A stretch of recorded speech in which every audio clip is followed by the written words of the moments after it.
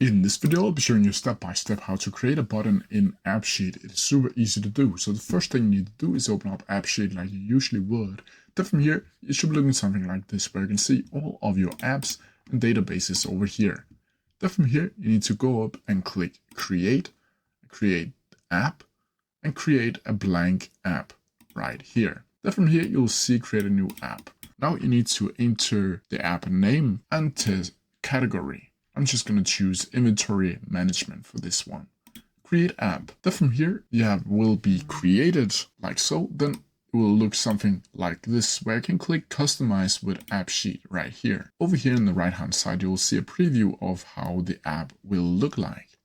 But to add or create a button in AppSheet, you need to go over here to the left hand corner and select our actions like so. Then it should be looking something like this.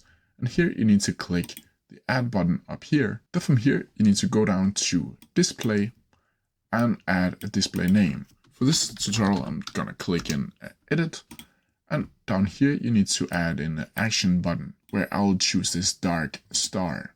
Then from here, you can also go down to the behavior and select and enter some of the conditions about the button. But now you simply need to save.